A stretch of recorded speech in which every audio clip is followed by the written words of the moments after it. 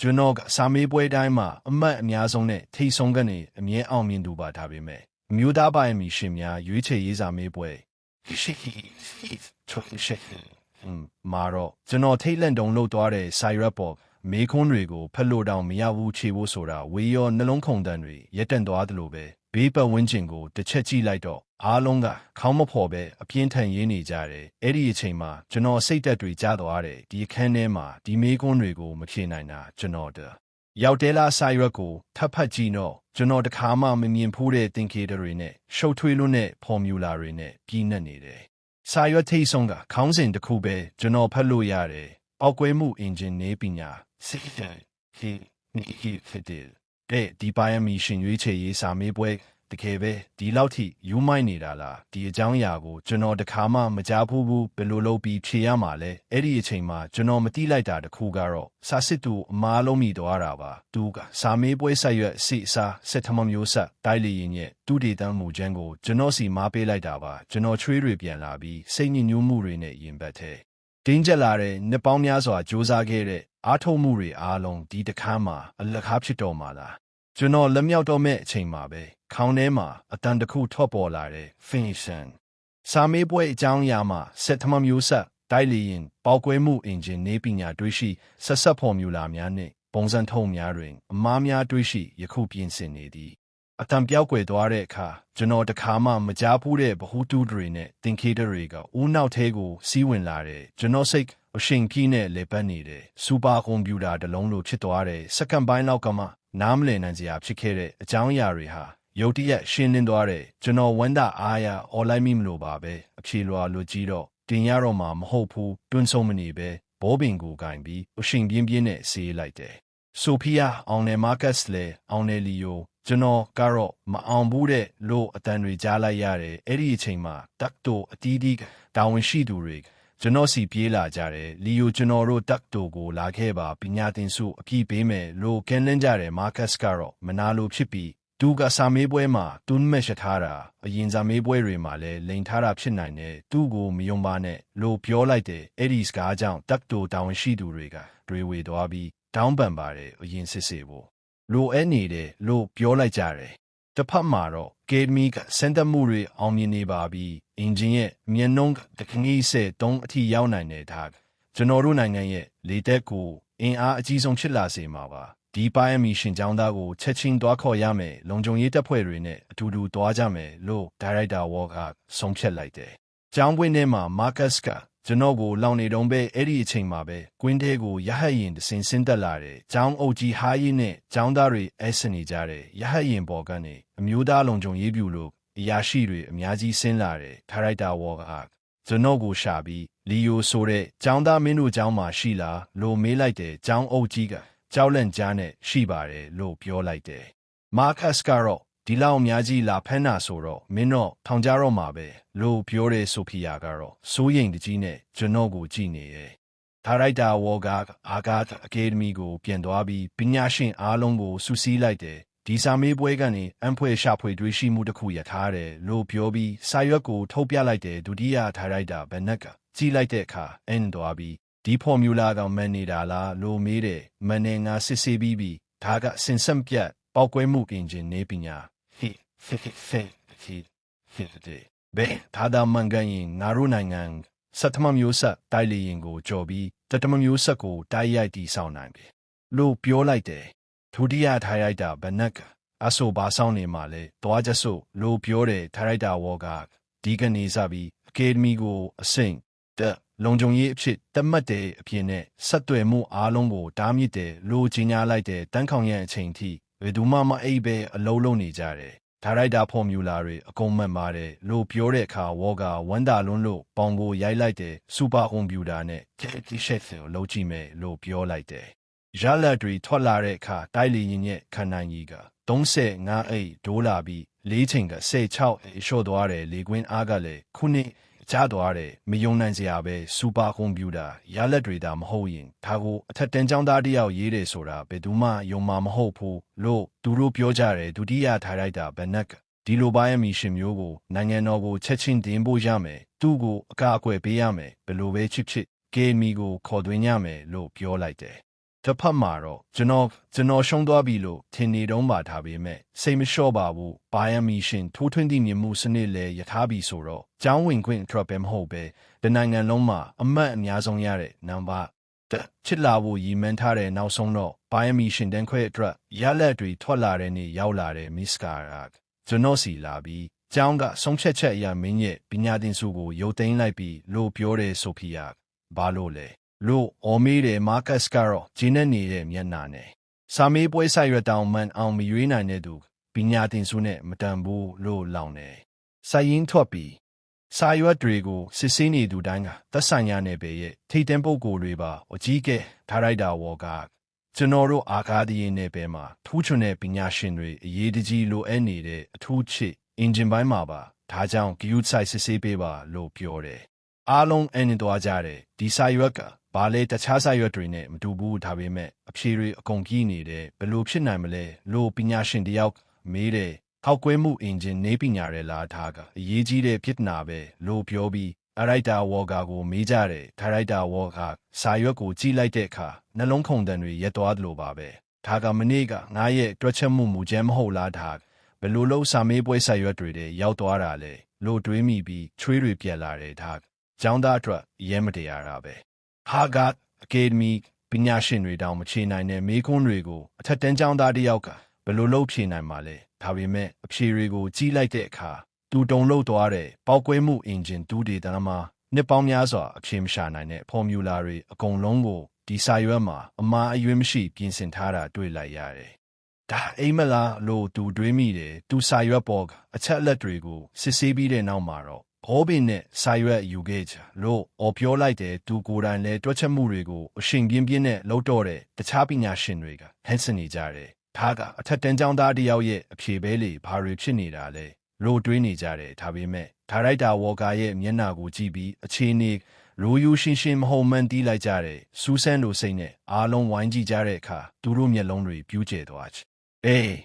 ဒါကိုတကယ်ပဲအထက်တန်းကျောင်းသားတယောက်ရေးတာလားငါတို့နိုင်ငံမှာဒီလိုမျိုးဖြစ်လာလိမ့်မယ်လို့မထင်ထားခဲ့ဘူးလို့ပြောကြတယ်ဒါရိုက်တာဝေါ်ဟာစိတ်လှုပ်ရှားမှုကိုထိန်းချုပ်ပြီးအားလုံးပဲဆက်သွယ်ရေးကိရိယာတွေကိုတင်ထားလိုက်ပဲသူမှအပြင်မထွက်ရဘူးလို့အမိန့်ပေးပြီးရဲတပ်ဖွဲ့ကိုချက်ချင်းဖုံးဆက်လိုက်တယ်သူတို့အခုမှတီးလိုက်တာဒီစာရွက်တာမန်စာရွက်မဟုတ်ဘူးဆိုတာပါပဲငိမ့်ငိုင်သွားတယ်ဘယ်လိုအစင်မြင့်တင်ချနဲ့အိုလံပစ်မေကွန်းတွေလဲဆိုတော့ဆိုဖီယာစာမေးပွဲမေကွန်းတွေလေမင်းဘာဖြစ်နေတာလဲလိုမေးတယ်ကျွန်တော်စိတ်ထဲမှာဗလာဖြစ်သွားတယ်မေကွန်းတွေပောက်ကွဲမှုအင်ဂျင်နေပညာတွေမဟုတ်ဘူးလားလို့ပြောလိုက်တဲ့အခါအခန်းထဲကလူတွေအကုန်လုံးအန်သွားကြတယ်မစ္စကာရာကျွန်တော်ကိုစနှောင်းနေရထင်ပြီးကျောင်းအုပ်ကြီးရှေ့မှာဘယ်လိုလုပ်ပြီးဒီလိုစနှောင်းရတာလဲလို့ရေမောပြီးစူးတယ်ဒါပေမဲ့ကျွန်တော်ကပို့ပြီးရှုပ်ထွေးသွားတယ်ကျွန်တော်အိမ်မက်နေတာလားစာရွက်ပေါ်မေကွန်းတွေပောက်ကွဲမှုအင်ဂျင်ဖော်မြူလာတွေနဲ့ပုံစံထုတ်တွေစစ်ပဲလေမင်းမေကွန်းတွေကိုမားမထားတာနေမှာလိုမာကတ်စ်ကရေမောပြီးပြောတယ်သူကျွန်တော်ကိုအမြဲပြန်ဆိုင်နေတာဆိုတော့အခုလိုအခွင့်ရေးရတဲ့အခါဝမ်းသာနေတယ်မင်းစာမေးပွဲခန်းထဲမှာအိပ်ပျော်ပြီးအိမ်မက်နေတာလားပောက်ကွဲမှုအင်ဂျင်နဲ့လားအဲ့ဒါမင်းဖြေနိုင်တဲ့အရာလို့ထင်နေတာလားလို့လောင်ပြောင်နေမစ္စကာရာကတော့ကျွန်တော်လင်ပြောနေတာမဟုတ်ဘူးလို့ခံစားမိပြီးစိုးရိမ်လာတယ်ဒါတွေဘာတွေလဲမေးခွန်းတွေကိုအွန်လိုင်းမှာတင်ထားပြီးဘယ်အင်ဂျင်နီးပညာမှမပါဘူးမင်းစာမေးပွဲခန်းမှာဝင်တော့အားဒါလားလို့မေးတယ်မာကတ်စ်ကစာရွက်မယူမိရင်တော့သူမှတ်ပဲရမှာပေါ့လို့လောင်နေစာရွက်ပေါ်ကမေးခွန်းတွေတကယ်ကိုမဖြစ်နိုင်စရာတွေပါအထက်တန်းကျောင်းသားတယောက်အတွက်လုံးဝမဖြစ်နိုင်ဘူးကျွန်တော်ကိုပြန်တန်တရားဝင်မိတယ်ဒါပေမဲ့ကျွန်တော်အတန်းတဲကိုအားလုံးနဲ့အတူတူပဲဝင်ခဲ့တာလေဘယ်လိုလုပ်စာမေးပွဲခန်းမှာလဲဆိုဖီယာနှစ်သိမ့်ပေးတယ်စိတ်မပူပါနဲ့ဒီတစ်ခါမရွေးချယ်ခံရရင်လေအမျိုးသားတက်တိုဝင်ခွင့်စာမေးပွဲရှိသေးတာပဲကောင်းတဲ့တက်တိုတစ်ခုတော့တက်လို့ရမှာပါငါလဲမတီးချပါဘူးအတူတူကြိုးစားကြတာပေါ့တဲ့ကျွန်တော်လဲစိတ်တက်ကြမနေတော့ဘူးဘာရီမာတော့မှမသိပေမဲ့ကိုယုံကြည်မှုရှိတယ်ပြီးတော့ Bayern Mission ထိုးထွင်းသည့်မြင်မှုစနစ် Fritz Hins Function ကိုလည်းရထားပြီပဲအခြေအနေတွေကပိုကောင်းလာမှာပါတက်တိုကောင်းတစ်ခုမတက်နိုင်ဘူးလို့တော့ကျွန်တော်မယုံဘူးတစ်ဖက်မှာလည်းအာကာသဆိုင်ရာထိတ်တန့်ကြောင်းတော့ပညာရှင်တွေစုဝေးနေကြတယ်စာမေးပွဲအချိန်ရဲ့တဝက်ကုန်သွားပြီးတခြားကျောင်းသားတွေအခြေခံဘိုင်းကိုပြီးသွားပြီးခက်ခဲတဲ့နောက်ဆုံးမေးခွန်းတွေမှာပိတ်မိနေကြတဲ့အားလုံးကခေါင်းကုန်နေကြပြီး စိတ်ပြက်လက်ပြက်ဖြစ်နေကြတယ်အခန်းထဲမှာကျွန်တော်လည်းရေးနေတာမရက်တန့်ပဲရေးနေတာပါကျွန်တော်ရဲ့စွမ်းဆောင်ရည်လူတိုင်းကိုအားတင်စေတယ်သူတို့ကကျွန်တော်ကိုပါရမီရှင်တယောက်လို့ထင်နေကြမှာပဲနားမလည်နိုင်စရာမေးခွန်းတွေကိုတောင်းဖြေနိုင်နေတာကိုစာမေးပွဲနောက်ဆုံးစက္ကန့်ထိရေးပြီးတဲ့အခါကျွန်တော်တက်ပြင်းရှိကြီးတစ်ခုချလိုက်တယ်မပြီးသေးတဲ့အပိုင်းတွေအများကြီးရှိပေမဲ့အချိန်နဲ့စာရွက်ကုန်သွားပြီးမို့အရေးကြီးဆုံးနေရာတွေကိုပဲရေးလိုက်နိုင်တယ်အဖြေလွှာတွေကိုတင်းပြီးတစိတ်ခတ်လိုက်တဲ့ចောင်းသားများစုကတော့နောက်ဆုံးမေးခွန်းတွေလူသားတွေဖြေဖို့မဟုတ်ဘူးဆိုပြီးညှိတွားနေကြတယ်။ကျောင်းဂိတ်ကထွက်လာတဲ့အခါမစ္စတာကျွန်တော်စီပြေးလာတယ်။ဘယ်လိုလဲမေးခွန်းတွေခက်လားလို့မေးတယ်ကျွန်တော်ပြုံးပြီးနေတော့ခက်တယ်ဒါပေမဲ့အဆင်ပြေမဲ့ထင်တယ်လို့ပြန်ဖြေလိုက်တယ်။ကျွန်တော်ဘေးကအထန်းထဲမှာအလတ်ဆုံးဆိုဖီယာမျက်လုံးတွေညီရဲနေတယ်။ငါတော့ကြပြီထင်တယ်နောက်ဆုံးမေးခွန်းတွေအရင်ခက်တယ်လို့ပြောတယ်မစ္စတာစိတ်မပူပါနဲ့တခြားចောင်းသားတွေလည်းနောက်ဆုံးပိုင်းကိုမပြီးကြဘူးလို့နှစ်သိမ့်ပေးတဲ့ចောင်းပြန်ရောက်တော့ចောင်းအုပ်ကြီးဟာယိထိဆုံးចောင်းသား3ယောက်ဖြစ်တဲ့ကျွန်တော်တို့3ယောက်ကိုရုံခန်းခေါ်ပြီးစစ်ဆေးတယ်ဆိုဖီယာအဆင်ပြေပါတယ်ဒါပေမဲ့မတိချဘူးလို့ငြိမ်ငြိမ်လေးပြောတယ်မာကတ်စ်ကတော့ယုံကြည်ပြီးနဲ့ကျွန်တော်တီးသမျှအကုန်ရေးခဲ့တယ်တဲ့ကျွန်တော်ကတော့ကျွန်တော်အဆင်ပြေပါတယ်လို့ယူယူသားသားပဲဖြေလိုက်တယ်ဒါကိုကြတော့ចောင်းအုပ်ကြီးဟာယိစိတ်အေးသွားတယ်ကျွန်တော်သူယုံကြည်ဆုံးចောင်းသားလေးចောင်းဝင်ကလေးစာမေးပွဲတိုင်းမှာအမတ်အများဆုံးရပြီးចောင်းရဲ့ဂုဏ်ကိုမြင့်တင်ပေးခဲ့တာကိုကျွန်တော်အဆင်ပြေတယ်လို့ပြောတော့သူချီးကျူးပြီးတက်ပြင်းချတယ်မင်းတကယ်တော့ဒါပဲနောက်ဆုံးမေးခွန်းတွေကအဆင့်မြင့်တင်ချနဲ့အိုလံပစ်အဆင့်စဉ်းစားရခေါ်မှုတွေလေငါတောင်တပုတ်ပဲဖြေနိုင်တာဒီတခါတော့ဒေချာနေပြီးထင်ခဲ့တာလို့ပြောတော့ကျွန်တော်ဒူလဲအာဂတ်အကယ်ဒမီကိုတက်ခွင့်ရနိုင်မလားလို့မေးလိုက်တဲ့ဒါရိုက်တာဝေါ်ကဒူကပါရမီရှင်တန်းခွဲအတွက်ရွေးချယ်ခံထားရပြီးသားဆိုတော့သူ့အမတ်တွေကိုစစ်ကြည့်မဲ့အစ်စ်မိတယ်ဆိုရင်တော့ဝက်လောက်စားတက်ခွင့်ပေးမယ်လို့ပြောတယ်ကျွန်တော်ဆိုဖီယာကိုကြည့်လိုက်တော့သူမအရင်ဝမ်းသာသွားတယ်မာကတ်စ်ကတော့မနာလိုလွန်းလို့ပောက်ကွဲတော့မလို့ပါပဲသူအကုန်လုံးစီစဉ်ထားတာတွေအချီးနှီးချစ်သွားတယ်အားလုံးရဲ့အကြည့်အောင်မှာရဟတ်ရင်ကလေထဲကိုပြန်တက်သွားတယ်ရဟတ်ရင်ပေါ်မှာဒါရိုက်တာဝေါ်ကာနဲ့ဒုတိယဒါရိုက်တာဘန်နက်တိုကကျွန်တော်ကိုစိတ်ဝင်စားမေးခွန်းတွေမေးကြတယ်မင်းရဲ့ဖော်မြူလာတွေအင်ဂျင်တခဏိစေခုနှစ်အထိရောက်နိုင်တယ်ဒါပေမဲ့ဘယ်တတူမှဒီအရှင်ကိုမခိုင်းနိုင်ဘူးပိုကောင်းတဲ့တတူပီစီမျိုးမင်းစီမှာရှိသေးလားလို့မေးတယ်ကျွန်တော်လဲတာမန်တတူတွေကမရောက်ပါဘူးစစ်ခက်စီခက်ကိုတုံးရပါမယ်အဲ့ဒါကိုကျွန်တော်ကိုယ်တိုင်တွက်ချက်ထားတာရှိပါတယ်လို့ပြောလိုက်တယ်သူတို့နှစ်ယောက်လုံးအဲ့နေသွားပြီသာသာတကယ်ဖြစ်လာရင်အာကာဒေမကပဲဦးကလီယာပေါင်းစပ်မှုနေပညာတွေပါဒိုးတက်သွားမှာပဲလို့ပြောကြတယ်သူတို့ကကျွန်တော်တဲ့အရွယ်ကိုမကြည့်ပဲကျွန်တော်ရဲ့ဗဟုသုတတွေကိုပဲအဲ့စနေကြတယ်တစ်ဖက်မှာတော့ကျွန်တော်အိမ်မှာမိဘတွေကစိတ်ပြက်နေကြတယ်သူတို့စီကိုကျောင်းကဖုံးဆက်ပြီးကျွန်တော်ကြသွားတယ်လို့ပြောထားတာကိုအိမ်ရှိမှာအိမ်နီးချင်းတွေကလာပြီးလောင်ပြောင်နေကြတယ်မင်းသားကစားမတော်တာကိုလိမ်ပြီးအမတ်ကောင်းယူနေတာလေအခုတော့ပညာသင်စုပါအသိခံရပြီပေါ့ဆိုပြီးအမျိုးသမီးတယောက်လောင်တဲ့အဲ့ဒီအချိန်မှာပဲအပြင်မှာ D&D တန်တွေဂယုပြုတန်တွေကြားလိုက်ရတဲ့အစိုးရအရာရှိတွေအများကြီးရောက်လာပြီးကျွန်တော်မိဘတွေကိုဂုံပြူစုတွေပေးအပ်တယ်လီယိုကျွန်တော်တို့မျိုးရဲ့ဂုံယူစရာပါသူဟာကအကယ်ဒမီကိုတက်ခွင့်ရသွားပါပြီလိုမျိုးတော်ဝန်ကပြောလိုက်တဲ့အခါအိမ်နီးချင်းတွေအကုန်လုံးရှက်ရွံ့ပြီးထွက်ပြေးသွားကြတဲ့မိဘတွေကတော့အိမ်မက်လိုပဲဖြစ်နေကြတယ်သူတို့မတိလိုက်တာကတော့အစိုးရသူတို့အိမ်ကိုအခုချိန်မှာလုံခြုံရေးအထူးတင်းကျပ်ထားတယ်ဆိုတာပါပဲကျွန်တော်ရဟတ်ရင်နဲ့အာကာအကယ်ဒမီကိုရောက်တဲ့အခါအဆောင်အရှောက်တွေနဲ့အလုံးလုံးကျုံတဲ့နေရာမှာနေရတော့တယ်မင်းဒီထွင်မှုတွေကိုအကောင့်ထဲပေါ်ဖို့ဆက်ပြီးကူညီပေးလိမ့်မယ်လို့ကျွန်တော်တို့မျှော်လင့်တယ်ဘာမှမဖြစ်ပါဘူးဒါကကျွန်တော်အိမ်မက်ပါပဲကျွန်တော် ACD နေနေတာကိုကြည့်ပြီးဒါရိုက်တာဝေါ်ကတအန်ဒီဖြစ်နေတဲ့အာကာအကယ်ဒမီကိုတက်ခွင့်ရပြီးဒါရိုက်တာကိုယ်တိုင်တင် जा ပေးမဲ့အခါတခြားចောင်းသားဆိုရင်စိတ်လှုပ်ရှားလွန်းလို့တတိလက်သွားနိုင်တယ်ဒါပေမဲ့ကျွန်တော်ကတော့အလွန်ကိုတည်ငြိမ်နေတဲ့ဒါကပဲကျွန်တော်အခြေအနေကိုအပြည့်ထိန်းချုပ်ထားနိုင်တယ်ဆိုတာတတ်တည်ပြနေတာပဲပတ်ဝန်းကျင်ကလူတွေကတော့ဒီမြင်ကွင်းကိုကြည့်ပြီးအားတင်နေကြတယ်ចောင်းသားတယောက်ကိုခေါ်ဖို့အတွက်ဒီလောက်ကြီးမားတဲ့စစ်စင်ရေးမျိုးလုပ်ရတာလားစာမေးပွဲဆိုင်ရွယ်မားယုံနဲ့ဒီလောက်ထိချစ်သွားတာလားအာရိုက်တာဝေါ်ကကျောင်းအုပ်ကြီးဟာယိကိုပြုံးပြီးပြောလိုက်တဲ့လီယိုကိုအောင်မြင်တယ်လို့သတ်မှတ်လိုက်ပြီးသူ့ကိုအခုပဲကျွန်တော်တို့ခေါ်သွားတော့မယ်စာရွက်စာတမ်းတွေကိုမင်းပဲစီစဉ်ပေးလိုက်ပါ ဒုတိယထိုင်လိုက်တာဘနက်ဟေးဝါကဒီလောက်တော့တဲ့ចောင်းသားကိုမင်းတယောက်တည်းပိုင်ဆိုင်လို့မရဘူးကျွန်တော်လည်းမျှဝေချင်သေးတယ်လို့ပြောပြီးကျွန်တော်ကိုကြည့်က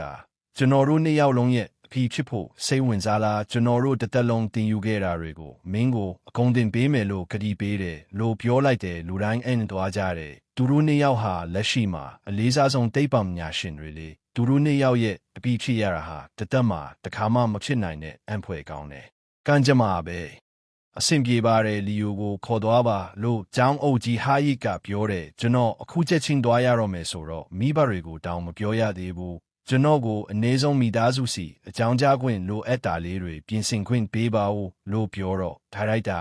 မင်းရဲ့အထောက်ထားအခုအရင်ထိခိုက်လွယ်တယ်မင်းကိုတင်းတင်းကြပ်ကြပ်ကာဝယ်ရမယ်ဒီနေ့ပညာနိုင်ငံအတွက်အရေးကြီးတဲ့စိတ်မပူနဲ့အစိုးရမင်းမိသားစုကိုစောင့်ရှောက်ပေးလိမ့်မယ်လို့ပြောတယ်ရဟရင်ပေါ်မတက်ခင်မှာပဲကျွန်တော်ဆိုဖီယာကိုတတိယလိုက်တယ်ကျွန်တော်အတန်းဖော်ဆိုဖီယာလည်းအရင်တော်ပါတယ်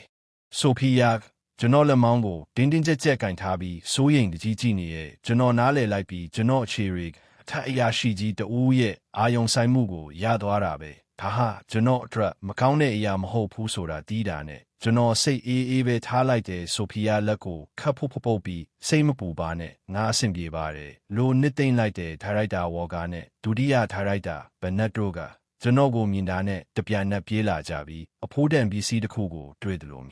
အပေါ်အောက်ဒီအချကြည့်ရှုကြတယ်ဒီစာမေးပွဲဆိုင်ရွက်ကိုမင်းရေးခဲ့တာလားလို့သူတို့မေးတဲ့အခါကျွန်တော်ခေါင်းညှိလိုက်တယ်ဟုတ်ကဲ့အဲ့ဒီအချိန်ဟာကမာရွေးနဲ့စာရွက်မှန်းမသိခဲ့ပါဘူးကျွန်တော်တီးမြအတိုင်းပဲခြေလိုက်တာပါစာမေးပွဲပြီးမှဟာကမားနေတာကိုတီးရတာပါလို့ပြန်ပြောလိုက်တယ်ကျွန်တော်ရဲ့အဖြေကိုကြားပြီးတဲ့နောက်မှာတော့သူတို့နှစ်ဦးမှာတန်တရားလုံးဝမရှိတော့ပါဘူးဒီအချက်လက်တွေကိုတင်းတင်းကြပ်ကြပ်တစိတ်ခတ်ထားတာပါဒီစာရွက်ပေါ်မှာရေးသားခဲ့သူကလွဲရင်ဘယ်ကျောင်းသားကမှဒီအကြောင်းအရာကိုတီးနိုင်စရာမရှိပါဘူးအခုကစားပြီးမင်းကိုအာဂတ်အကယ်ဒမီချာတီတင်တာဖူမာတရားဝင်အောင်မြင်ကြောင်းကြီးညာတယ်မင်းကိုအမြင့်ဆုံးအခွင့်အရေးတွေပေးမယ်ကျောင်းလက်ကင်းလို့ခွင့်တင်မှာကပဲပထမနေ့ကစားပြီးနိုင်ငံတော်အဆင့်ပညာရှင်တွေခန်းစားခွင့်ကိုလည်းမင်းရရှိလိမ့်မယ်လို့ဒါရိုက်တာဝေါ်ကစိတ်လှုပ်ရှားစွာပြောတယ်သူအရင်ကထပ်ပို့ပြီးလန်းဆန်းတဲ့ကျွန်းရဲ့ရက်အတော်ကြာအေးရေးပြ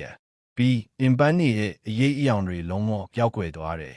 ဒုတိယထိုင်ရိုက်တာဘနက်ကလည်းပြုံးပြီးအာဂတ်အကယ်ဒမီမှာကျွန်တော်တို့အပြည့်အာနာရှိတယ်စိတ်ပူစရာမလိုဘူးမင်းပါဝင်ဖို့ဆန္ဒရှိသည်တွေမင်းစိတ်ထဲရှိတာဘာမဆိုပြောပြနိုင်တယ်လို့ပြောတယ်ကျွန်တော်ဘာတောင်းဆိုချက်မှမရှိပါဘူးနိုင်ငံတော်ကျွန်တော်ကိုစိတ်ပြက်စေမှာမဟုတ်ဘူးဆိုတာသိတယ်နိုင်ငံရဲ့နေပညာကိုတိုးတက်အောင်ကူညီပေးနိုင်တာတခြားနိုင်ငံတွေကကျွန်တော်တို့ကိုမချင်းချောက်ရဲ့အောင်လုပ်ပေးနိုင်တာဒါတွေကပဲကျွန်တော်ရဲ့အကြီးမားဆုံးအိမ်မက်တွေပဲဒါဆိုကျွန်တော်စာမေးပွဲဆိုင်ရွက်ကတကယ်ပဲအသုံးဝင်ခဲ့တာပေါ့နော်အလုံးသုံးဝင်တာပေါ့